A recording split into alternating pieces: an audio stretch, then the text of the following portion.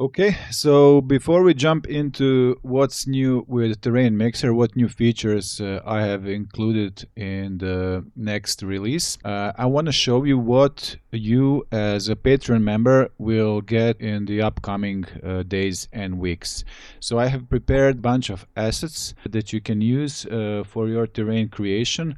First, we have these 13 assets.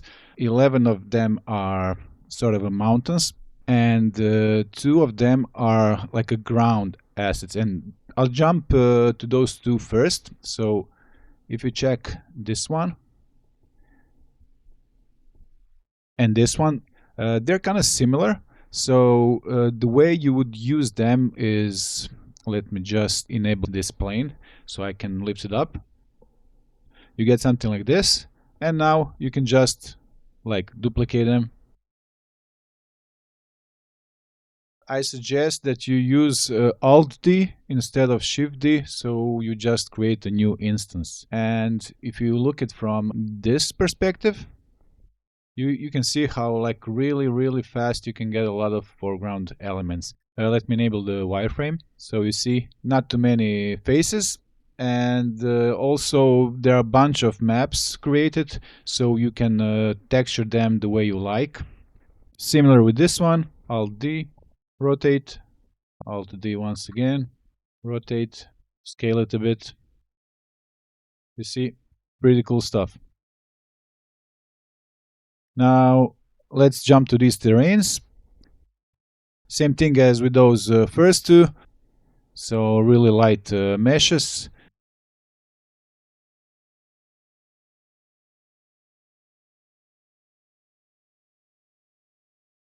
As you can see, there are a lot of details available.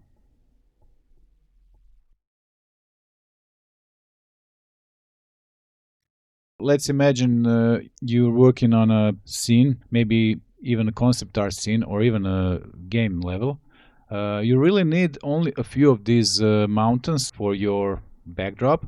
So if I copy this one, and if I just rotate it, let's say maybe 45 degrees or 60, it really looks like different elements in the background. I think this is really useful. With so many of them, the options are really unlimited. Now let's go and check what else do we have. Here it is a rock that I 3D scanned a few years back. This is how it looks by default, and of course you can use some of the baked maps for additional effects. For example, if I use AO map, I can simulate some sort of a moss happening in the cavities, and of course you can increase the effect if you want to. You can duplicate it.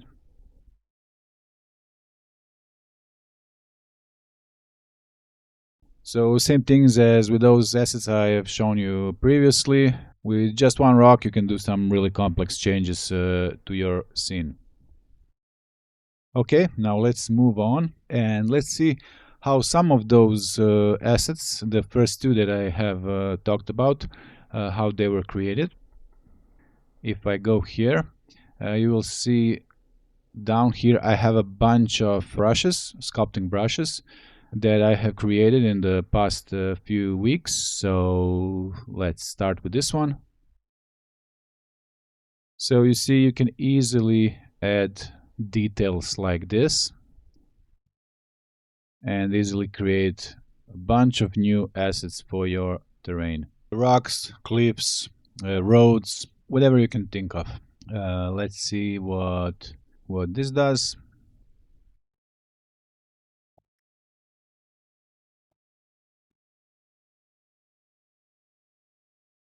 As you can see here, there are a few categories. So sculpt rocks, as the name suggests, is for sculpting something that it's rocky and smaller scale. You also have these sculpt mountains, sculpt canyons, and sculpt canals, and also sculpt surfaces. These are based on the image sources that we're using in Terrain Mixer Pro. For example, if I go to sculpt mountains, I can pick this one, and add a mountain here. Let's try this one. Same thing. And of course you can combine it with the ones that we tested previously. So this scale won't really match here, but you know, for presentation purposes it's good enough. Let's see this one. I suggest that you play with them. They will be released in the upcoming weeks. When exactly, I can't tell you for sure. Join Patreon. You can even join as a free member, so you get a notification when it's out. Now, let's jump to the Terrain Mixer Pro and see what's new there. Here we have a basic setup. We have a terrain base, procedural source, image source, displacement mixer, and the info element or modifier. I have disabled most of them so you can more easily follow what I'm doing. If I enable this info feature, you can see here there are some informations about what will be happening or what is happening on this surface. And if I open this, and if I write a source name, and we'll use this procedural source that is named P1, the name is defined in this field, so P1. And if I enable it, you see that something happened. Now I can adjust this source and make it smaller, like so. Then we also have this image source. I can enable it. Before I do, you will see here under the height source setup, I will use the first height map. You can have up to 3. And this is the height map that I'm using. If I enable it, and if I also enable the displacement mixer, where this source is used, you will see this change to the terrain base. Of course, I can increase the resolution, but for faster workflow and because I'm recording this video, I will keep it low. So in past, if we would want to mask out this source with this procedural source, we would go here, enable mask, and write P1.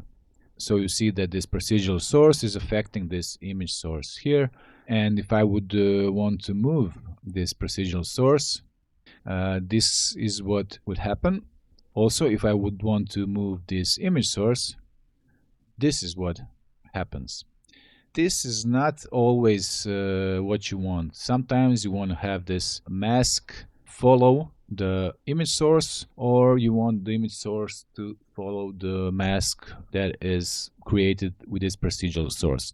The way you can do that is by using the location of the previous element or the previous modifier. So if procedural source is before the image source, then you would use its location. So we have named its location P1 lock, and if I go here and use it location scenario to match, the matching location is P1 lock. So there we go.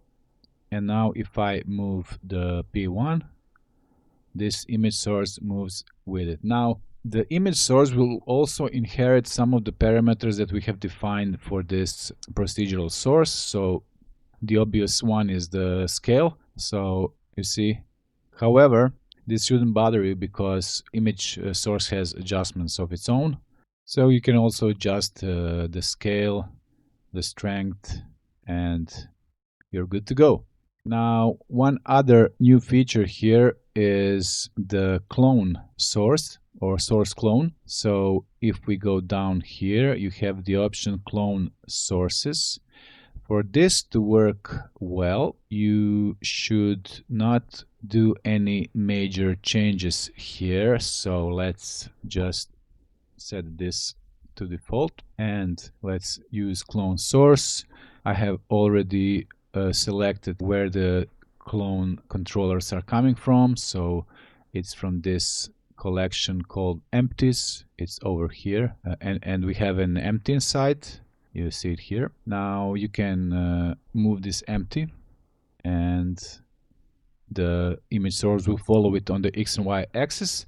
If you scale the empty or scale down, the image source will be more pronounced. If you scale it up, it will be less pronounced. It's a bit counterintuitive, but that's what it is for now.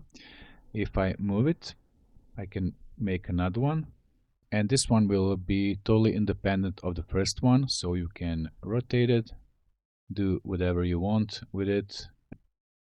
You can have as many as you want. Of course, you can still adjust the strength for all of them here if that's what you want to do.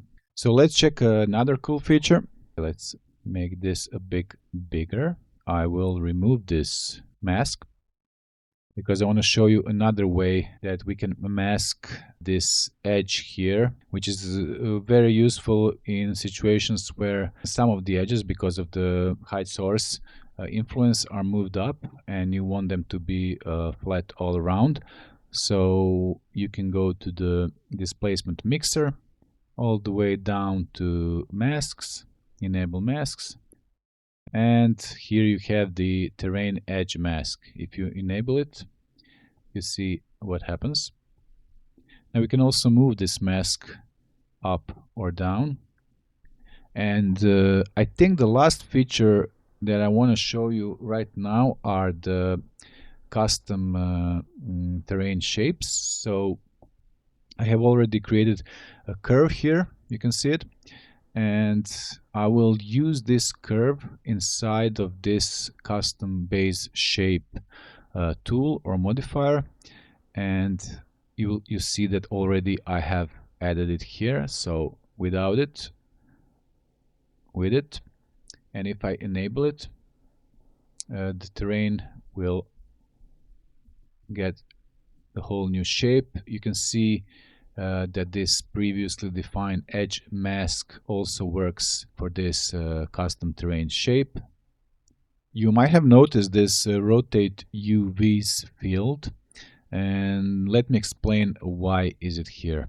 So if I select this terrain, you will see that it has the UVs that, when viewed from the top, match the terrain shape or the custom terrain shape.